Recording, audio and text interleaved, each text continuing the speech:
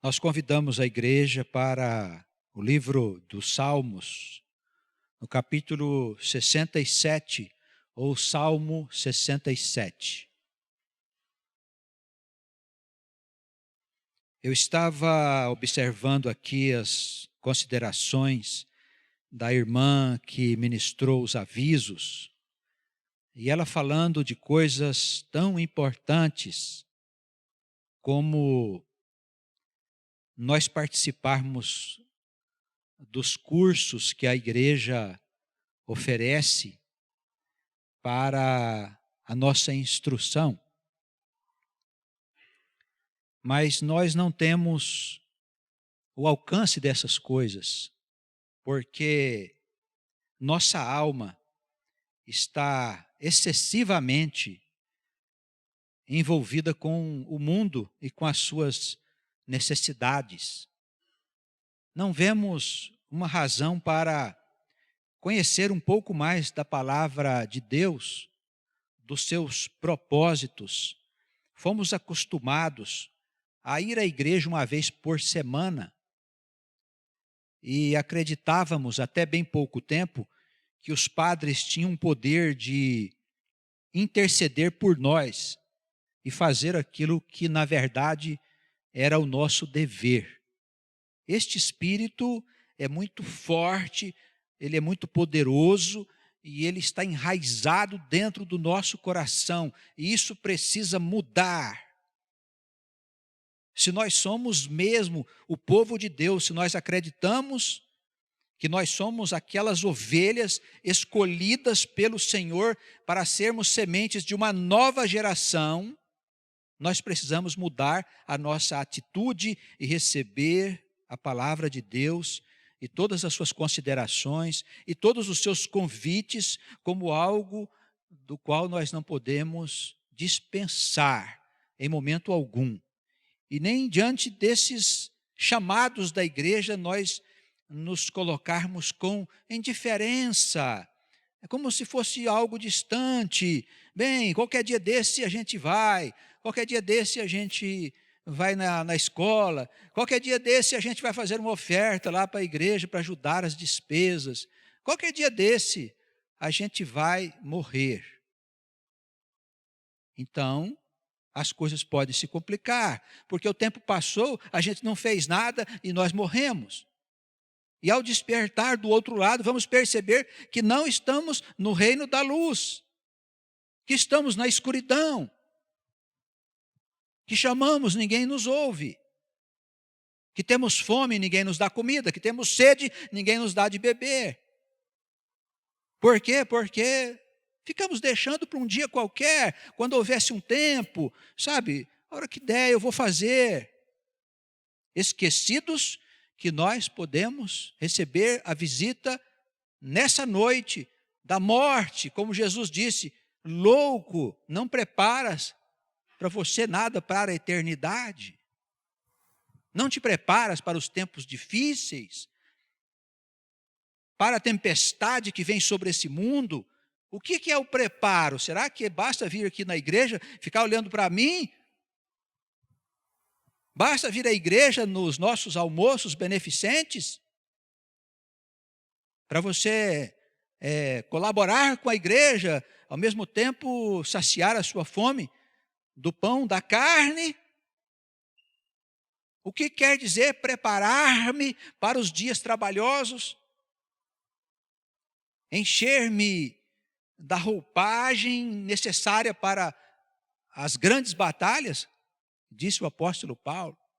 Ora, irmãos, eu preciso me interessar com gravidade pelas coisas de Deus, com seriedade pelas coisas de Deus.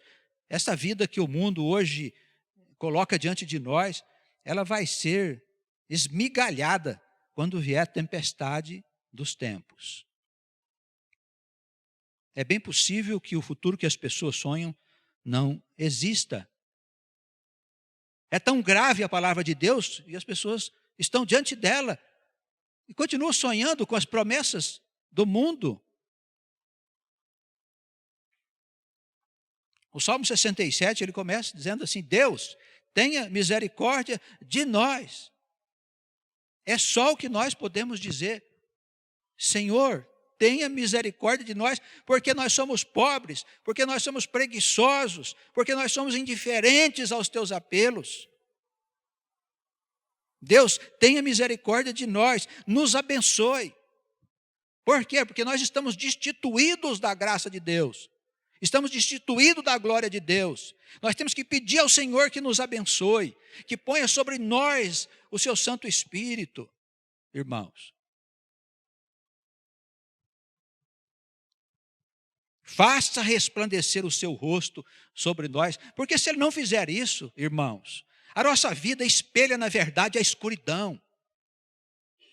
Se Deus não resplandecer sobre nós a sua glória, nós não somos nada. Assim como todas as coisas que nós fazemos, destituídas da graça de Deus e da sua glória, essas coisas perecem, essas coisas não permanecem, essas coisas, na verdade, não servem para coisa alguma, porque foram feitas apenas com os interesses da carne.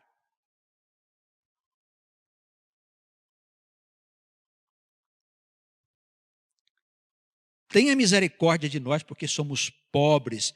Nos abençoe, Senhor, porque estamos sem as tuas bênçãos. Faça resplandecer o teu rosto sobre nós, porque estamos na escuridão.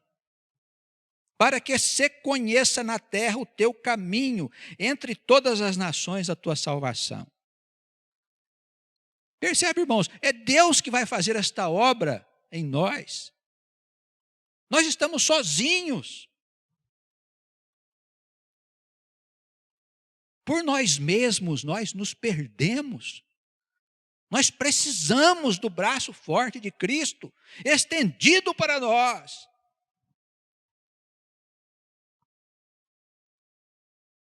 Não podemos continuar adiando para qualquer dia, para quando for possível, para quando der. Não podemos mais, irmãos. Nós temos que ser fiéis a este Deus de verdade. Olha, a palavra diz: louvem-te a ti, ó Deus, os povos. É para todo mundo. Alegre-se, regozijem-se as nações, pois julgarás os povos com equidade e governarás as nações sobre a face da terra. É um reino que vem sobre este mundo que não vai passar jamais. Os profetas, quando eles falaram da história do mundo e da sua decadência, eles disseram que no mundo haveria 7 reinos. Hoje, nós vivemos o 7º reino do mundo. E o 8º será o reino da destruição. E todos esses reinos serão derrubados. Diz a palavra de Deus. E um reino se estabelecerá e ele nunca mais passará. Porque é o reino de Cristo, irmãos. O reino de Deus. Ele governará sobre todas as nações da terra. Nós estamos sendo chamados para participar da elaboração deste reino. Então, como eu posso ser indiferente à palavra de Deus? Como eu posso ser indiferente ao chamado de Deus? Como eu posso continuar vindo na casa de Deus como se eu estivesse indo na igreja? Como se eu estivesse indo na missa, irmãos?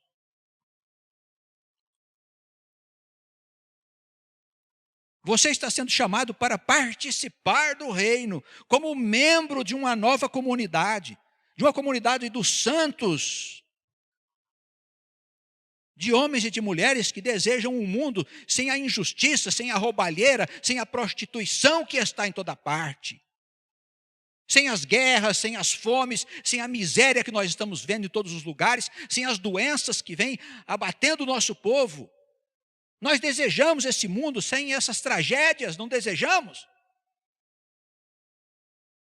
Estamos sendo chamados para participar deste reino. Os demais reinos, todas as outras coisas e valores que existem na terra, isso tudo vai desaparecer, irmãos. Quando as pessoas perceberem que é tudo uma grande mentira, eles vão ficar desesperados. Eles vão se matar no meio da rua. Quando eles perceberem que não há futuro, porque estas promessas foram feitas pelo Criador. E aí,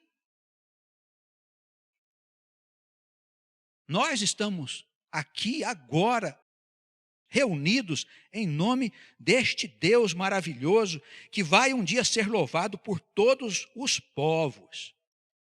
E um dia, ele diz aqui, a terra dará o seu fruto, e Deus, o nosso Deus, nos abençoará. Não há vida sem essa bênção de Deus. Não há vida sem esse resplendor da glória dele sobre nós. Porque somente as coisas de Deus permanecem. As obras dos homens, elas passam. Deus nos abençoará e todas as extremidades da terra o temerão. Entenderão de uma vez por todas que o mundo não pode seguir sem Deus. Que Ele tenha misericórdia de nós. Tenha misericórdia de nós, nos abençoe. Porque se Ele não fizer isso, nós estamos perdidos. Se a gente continuar vivendo aí com a nossa glória, com a nossa própria sabedoria, com os nossos planos, lá vamos nós fazendo planos. Hoje ainda falávamos no estudo, os anjos disseram ao Ló, você sai daqui e sobe lá na montanha. Nós vamos destruir Sodoma por causa do pecado. Ele disse, não, deixa eu ir para aquela cidade ali, ó. Melhor ali do que na montanha. Foi lá, quebrou a cabeça, deu tudo errado. Daí foi para a montanha depois. A gente parece Ló. Deus manda a gente ir para um lado e a gente vai para o outro. Sabe que vai dar errado. Aí dá errado, dá cabeçada. Aí, bom, agora eu vou para onde Deus determinou. Nós precisamos ser obedientes a Deus. Conhecer os planos de Deus, a sua vontade, e fazer segundo a vontade de Deus. Isso é que nós precisamos fazer para nós sermos felizes de verdade, fazer parte da comunidade dos santos, dos que vão permanecer, porque os outros não vão permanecer. Essa é a verdade. Por mais dura que ela seja, é esta a verdade. Senhor, tenha misericórdia de nós e nos abençoe. Amém. Que nós estejamos em paz, que os olhos do Senhor estejam atentos sobre este lugar, sobre as nossas vidas, sobre as nossas almas, como também sobre os irmãos e irmãs que em outros lugares recebem agora nas suas casas a palavra de Deus, e que o Senhor possa exercer mesmo tal misericórdia sobre as nossas vidas, abrindo os nossos olhos, abrindo os nossos corações, dando a nós ouvidos de ouvir, olhos de ver, tratando mesmo da nossa cegueira, para que nós recebamos no nosso coração, com alegria, o chamado que o Espírito de Deus tem feito a todos nós frequentemente neste lugar. Eu estava ouvindo ali atentamente a palavra do pastor José e percebendo assim a fraqueza do homem, como ele é mesmo o pó, porque por si mesmo ele não pode chegar a lugar algum. E enquanto a palavra ia sendo anunciada para nós, eu me lembrava de um outro Salmos que dizia: o que é o homem para que Deus possa visitá-lo?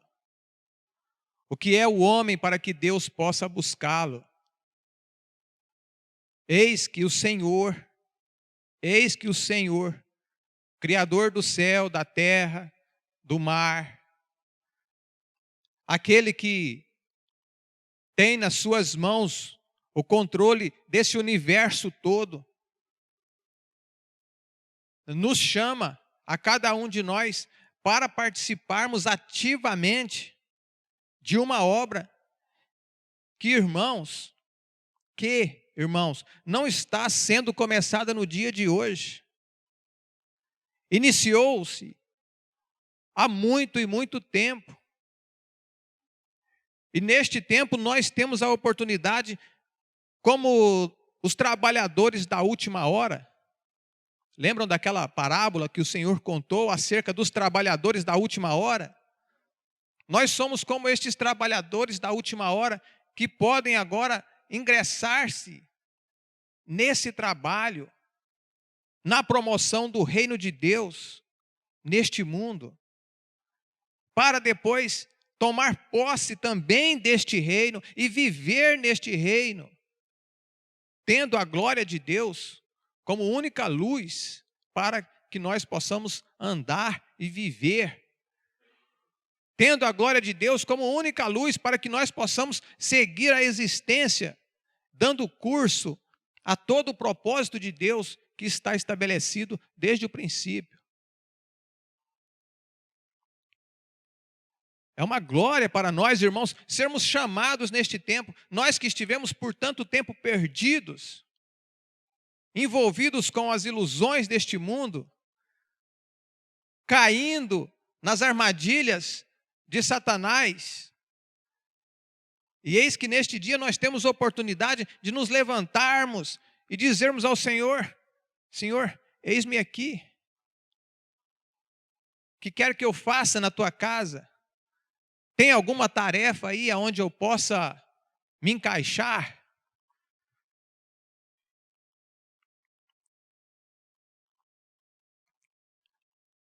Nós precisamos tomar a decisão, irmãos. Hoje, como diz um outro Salmos, se você ouvir a palavra do Senhor neste dia, não endureça o teu coração. Deixe que ela entre na tua vida, deixe que ela chegue no teu coração, pois ela prosperará na tua vida. Recebe ela com toda a alegria que você puder receber.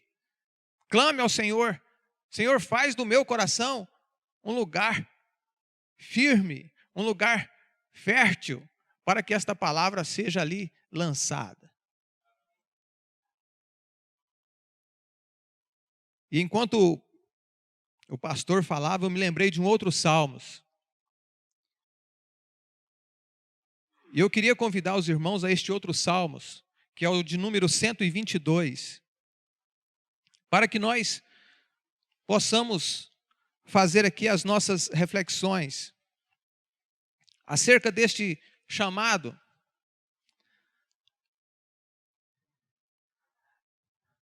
Na esperança de nós recebermos da parte do Senhor motivos suficientes para nos ajudar a tomar esta decisão.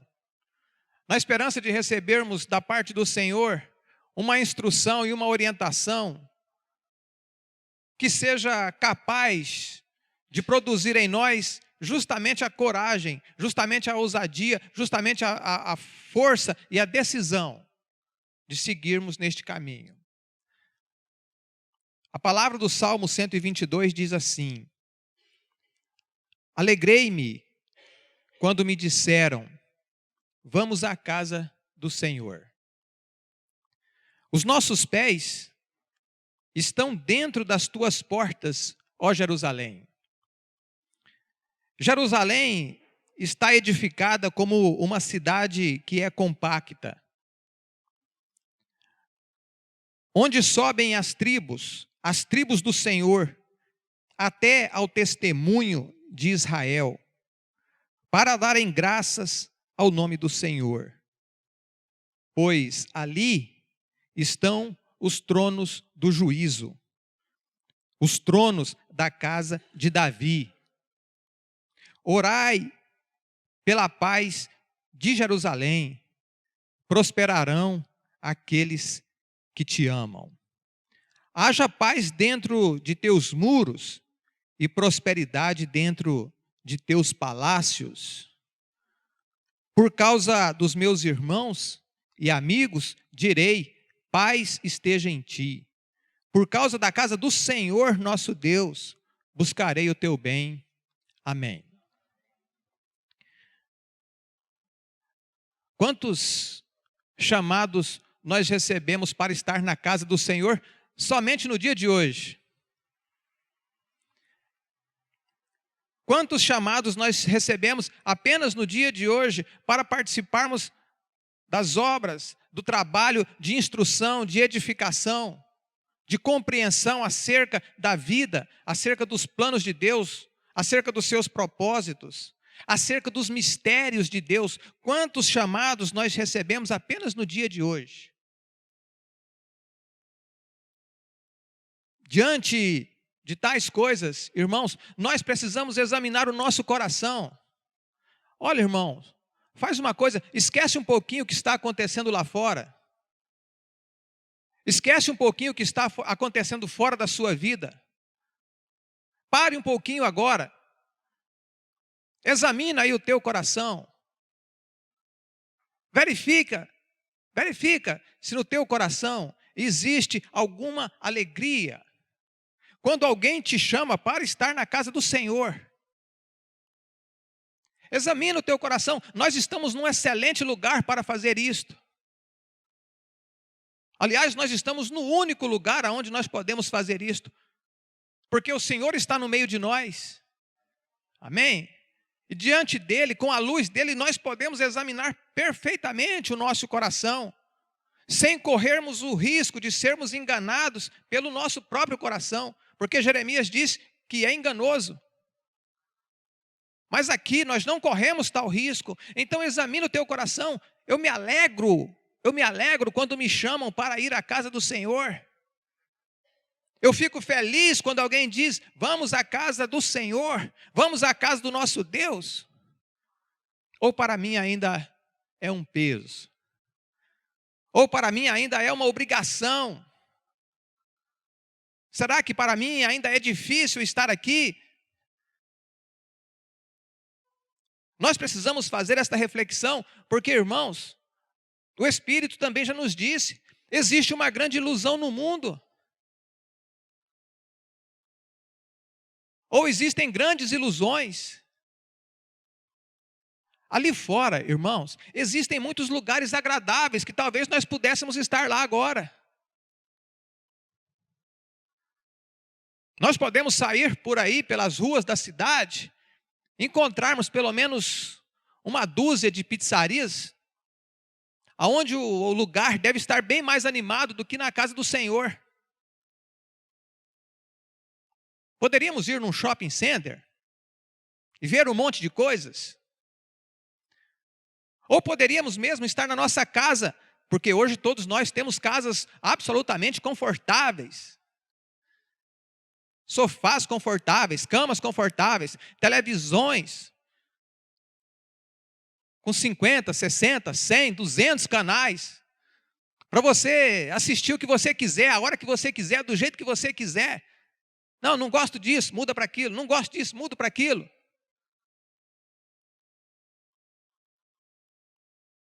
Nós temos que verificar se no nosso coração nós temos muitos outros lugares ou não para estarmos. Quando estamos na casa do Senhor, será que não ficamos aguardando e olhando para o relógio para ver a hora que termina o culto, visto que, olha, eu preciso chegar em casa, eu quero assistir um programa tal. Ou eu quero sair daqui e encontrar com os amigos para comer uma pizza, para ir num restaurante, comida boa e tal.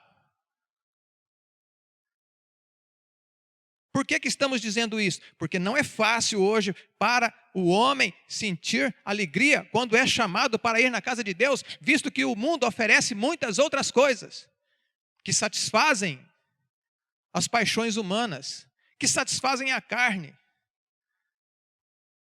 Por isso, muitas vezes, nós não sentimos alegria por estar na casa de Deus, porque nós gostaríamos de estar em outro lugar. Nós gostaríamos de estar fazendo outras coisas. E o que dizer então da comodidade da vida? Como a vida é cômoda hoje, irmãos. Como a vida é boa hoje. Pastor, se eu sentir uma dor de barriga aqui, eu vou num hospital ali. Sou atendido. Um pronto-socorro. Pode ser qualquer hora do dia, sábado, domingo, feriado, da noite. Eu vou lá, tem um médico para me atender. Eu vou ser medicado. Uma receitinha na mão. Vou numa farmácia, compro um remedinho. Olha que coisa boa. Vou precisar de Deus? Para quê? Para que eu preciso de Deus? Se eu passar mal, eu corro ali no hospital, vou ser atendido. Olha, irmãos, Nós não somos contra os hospitais, nós não somos contra os médicos, contra os medicamentos, nada disso. Nem contra o fato que se fazem de graça e tal. Absolutamente. Graças a Deus que é assim. O Senhor permitiu que tal situação se estabelecesse. O que nós não podemos é nos seduzir e achar que está tudo bem, porque nós temos estas coisas. Nós não somos contra o conforto, a comodidade da vida. Não, absolutamente. Quem tem, pode ter. É lícito. O que nós não podemos é ser seduzidos pela comodidade da vida. Pelos lugares que se podem ir. Examina, meu irmão. Examina no teu coração se você se alegra, se você se entusiasma quando alguém te chama para ir à casa do Senhor.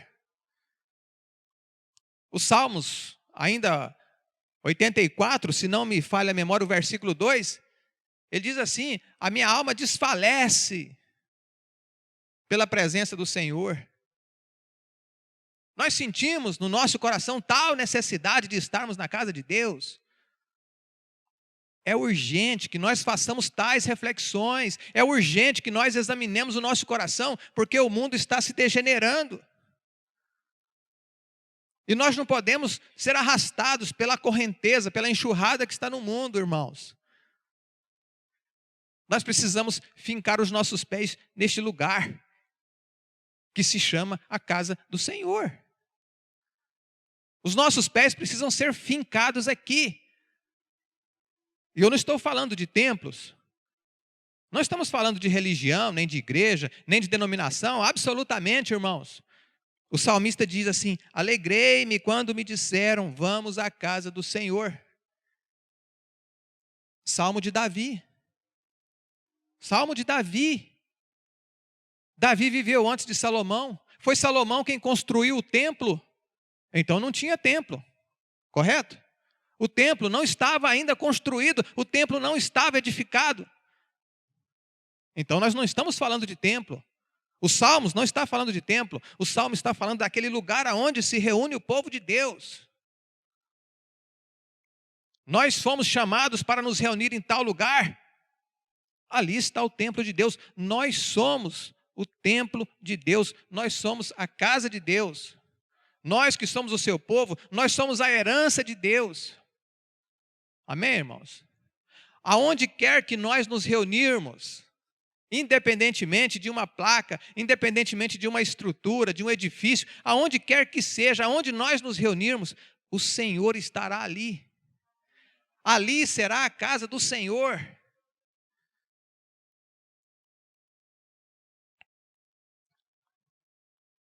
O que eles tinham era Jerusalém, a cidade.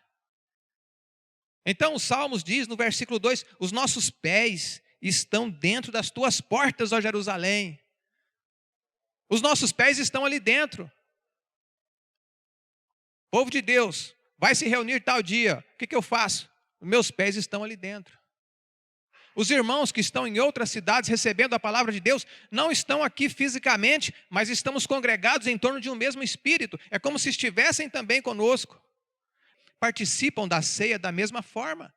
Podem comer da mesma comida que nós comemos. E a distância não nos separa. Ora, irmãos, as portas se abriram, o povo de Deus vai se reunir. E o que eu tenho que fazer? Os meus pés precisam estar ali. Os meus pés precisam ser fincados ali. Porque não há outro lugar melhor, especialmente para a minha alma. O meu corpo, as minhas paixões, o meu coração gostaria de estar em outro lugar, mas dentro de você, irmão, dentro de você, minha irmã, dentro de mim, dentro de todos nós, existe um sopro de Deus, que é o Espírito, é a alma. O reformador protestante Martim Lutero chamava de homem interior. Este homem interior, ele sabe que ele precisa disto aqui. Ele sabe que ele não pode viver sem isto aqui.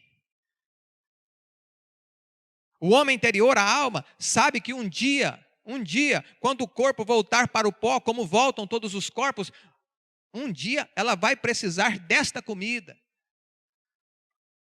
que é oferecida todas as vezes que o povo de Deus se reúne.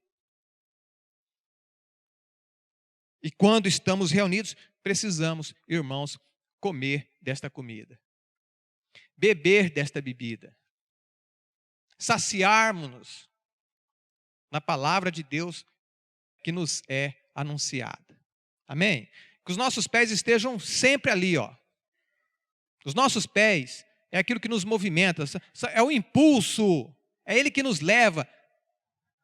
Os nossos pés estejam fincados aonde estiver o povo de Deus, aonde estiver Cristo, aonde estiver a rocha, para que a nossa casa, a nossa vida seja também edificada sobre esta rocha.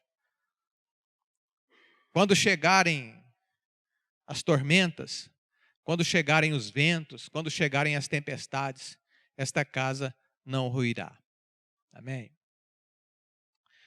O salmo é belíssimo, né? Ele diz assim que Jerusalém está se referindo à reunião do povo de Deus, porque é o lugar onde o povo de Deus se reunia.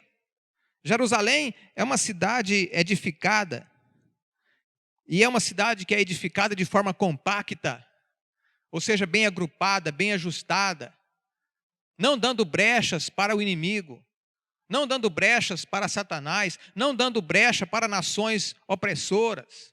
Então é uma cidade compacta. O povo de Deus, quando ele se reúne em torno do Senhor, o Senhor faz dele um povo assim. O Senhor faz deste povo um povo firme, um povo decidido, um povo que sabe o que quer, um povo que sabe para onde vai.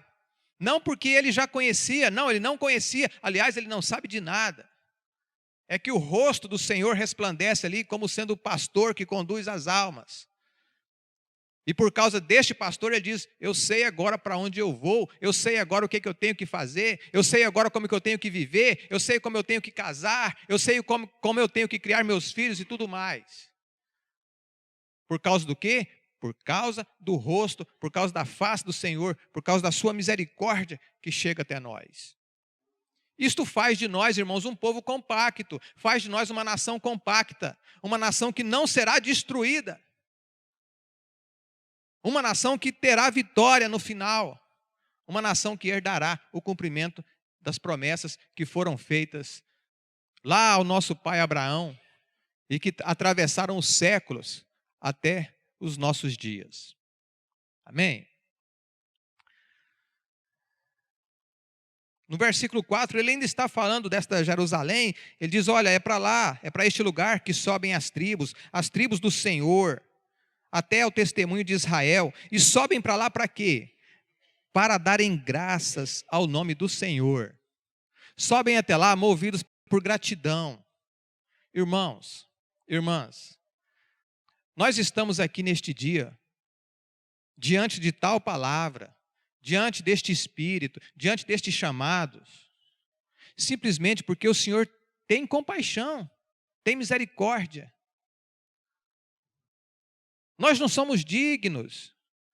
Nenhum de nós está aqui porque é digno de tal ocupação, de tal tarefa, de tal chamado.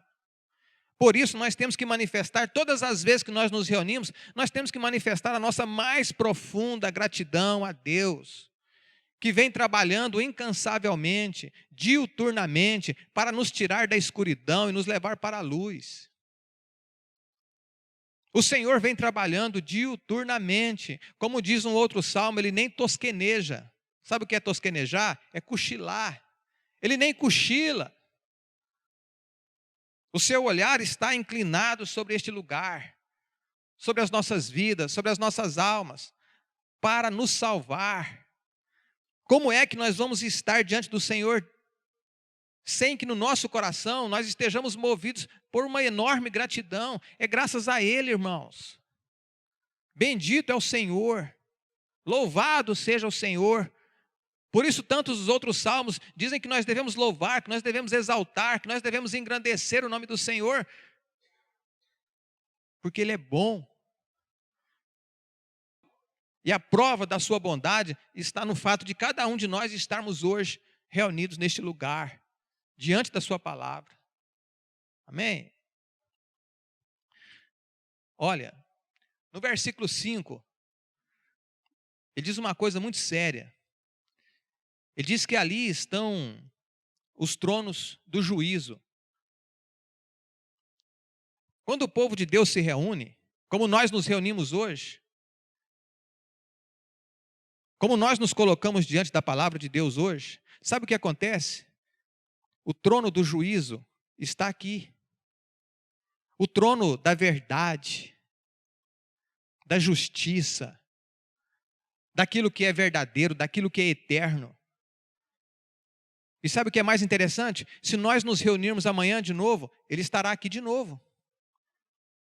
Se nós nos reunirmos na terça, na quarta, na quinta, ele estará aqui. Se nós nos reunirmos todos os dias neste lugar, a verdade estará sendo colocada diante de nós, a justiça estará sendo colocada diante de nós. Este trono desce dos céus e se põe diante de nós, se nós nos reunirmos todos os dias. Jesus disse, olha, se 2 ou mais estiver ali, eu também estou. Nem precisa ser todo mundo. 2 ou 3 que se reunirem em nome do Senhor, o trono da verdade, da justiça, daquilo que é eterno, daquilo que é verdadeiro, se faz presente naquele lugar. Sabe o que é mais glorioso ainda? Pelo menos eu acho. Ele diz que os tronos da casa de Davi também se fazem presentes naquele lugar. Os tronos da casa de Davi se fazem presentes naquele lugar.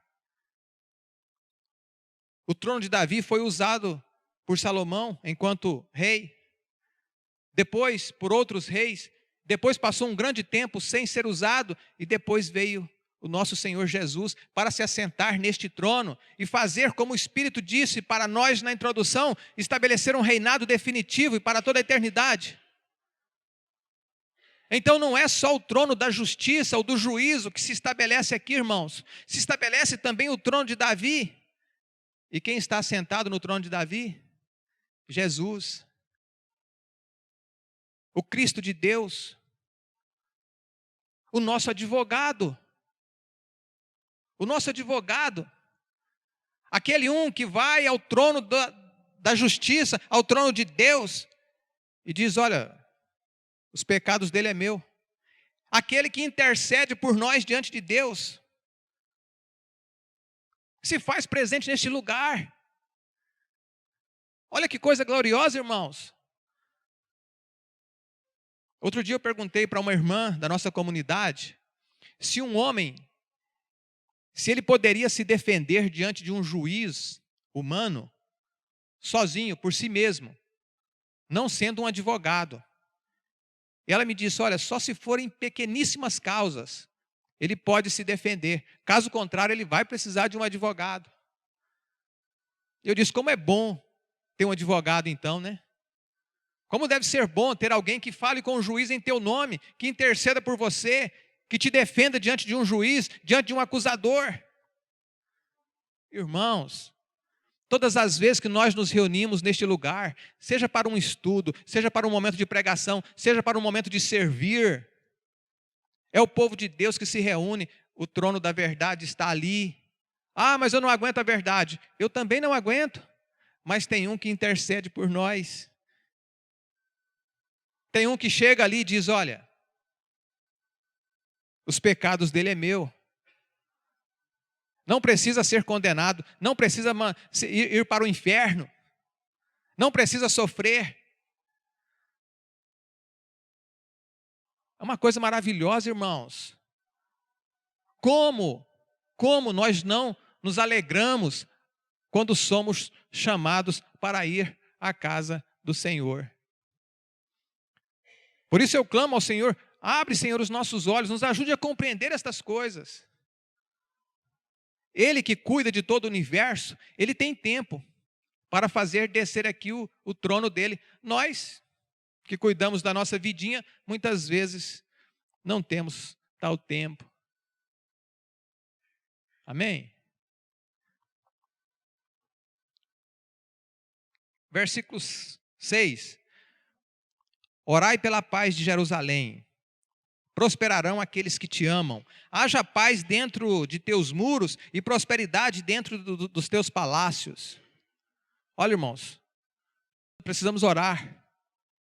uns pelos outros, interceder uns diante dos outros, uns pelos outros diante do nosso Deus, diante do nosso Cristo, para que haja paz, para que os nossos pecados sejam perdoados, para que a vida esteja presente em nós. E olha, irmãos, na casa de Deus, no meio do povo de Deus, existe prosperidade. Existe prosperidade. Ele diz aqui, prosperarão aqueles que te amam. Ele diz no versículo 7, prosperidade existe dentro dos teus palácios. O que é prosperidade?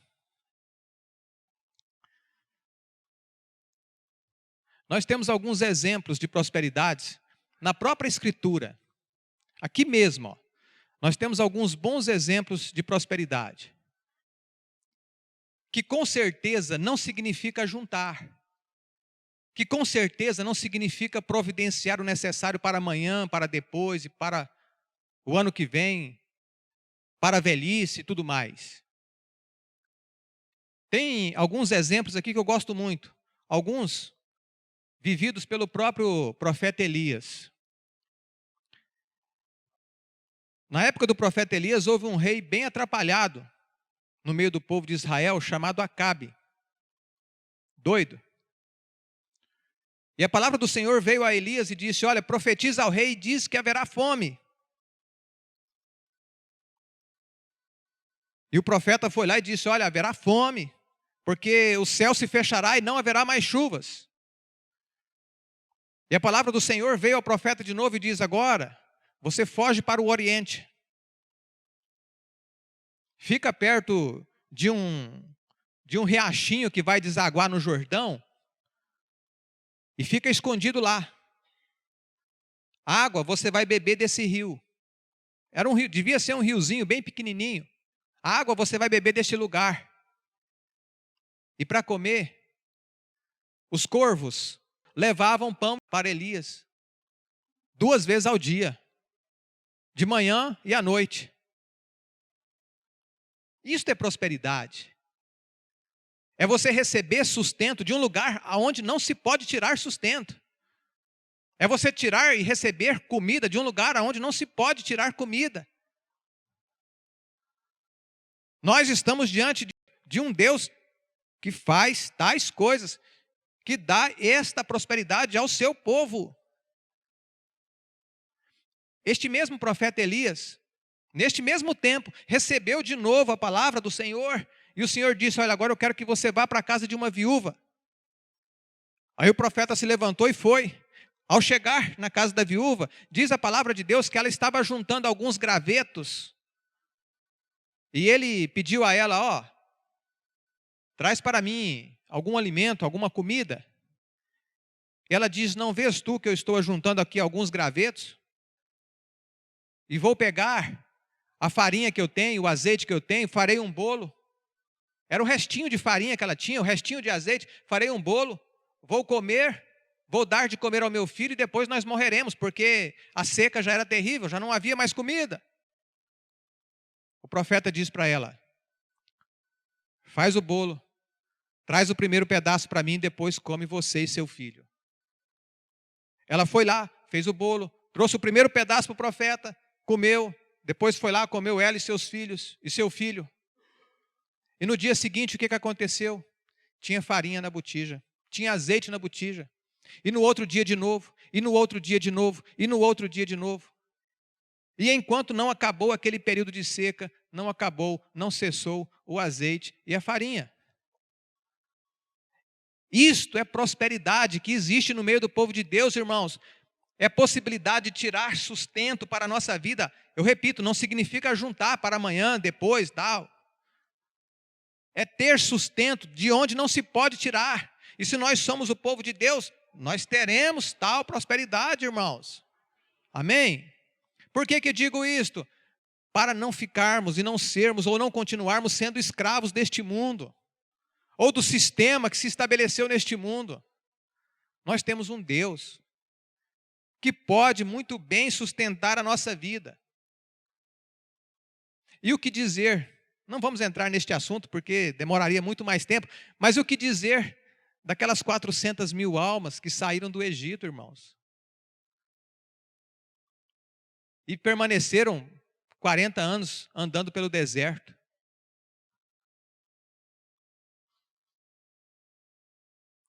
Um lugar onde não se podia plantar um pé de alface, porque certamente não nasceria. Um lugar onde não se tinha água. Não haviam rios que corressem por ali. Alguém aqui já ouviu falar que algumas daquelas almas morreram de fome? Alguém morreu de fome lá? Não, ninguém. Alguém morreu de sede? Não, ninguém morreu. Alguém andou pelado? Durante aquela viagem pelo deserto, alguém andou pelado? Não, ninguém andou pelado. Descalço? Não, ninguém ficou descalço. Alguém morreu de alguma doença grave, câncer, essas coisas doidas que tem no nosso tempo? Não, ninguém morreu disso. Ninguém morreu disso. Por quê? Porque houve prosperidade da parte de Deus no meio daquele povo. Houve sustento de Deus no meio daquele povo.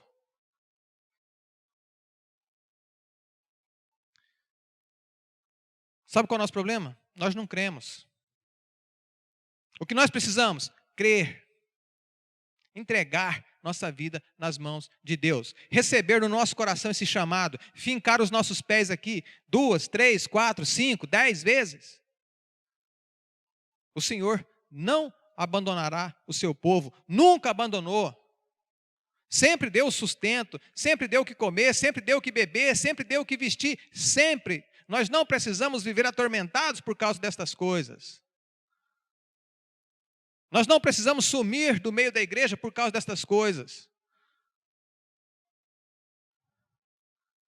Irmãos, isto não é conto que se conta. Não são contos que se contam.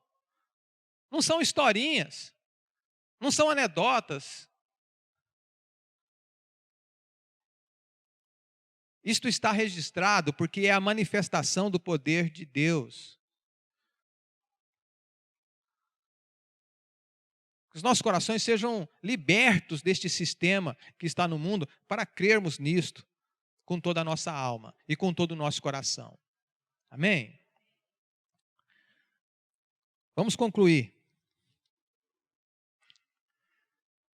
Por causa dos meus irmãos e amigos, direi: paz esteja em ti.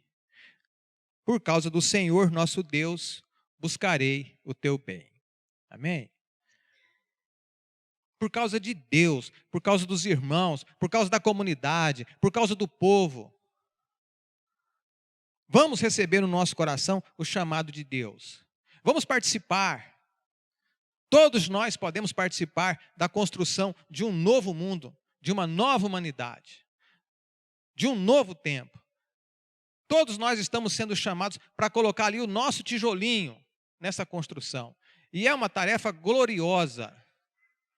Como dissemos, não começou agora. Faz parte de um grande plano de Deus. E quis Deus, na sua infinita misericórdia, nos inserir neste plano, neste tempo, para que nós pudéssemos seguir adiante, dando testemunho da sua palavra, dando testemunho do poder de Deus, do Espírito de Deus. Venham para cá, irmãos. Congreguem, se reúnam. Procurem entender as Escrituras. Peça a Jesus para abrir o teu coração. Peça a Jesus para abrir os teus olhos. Para que nós possamos compreender os segredos, os mistérios.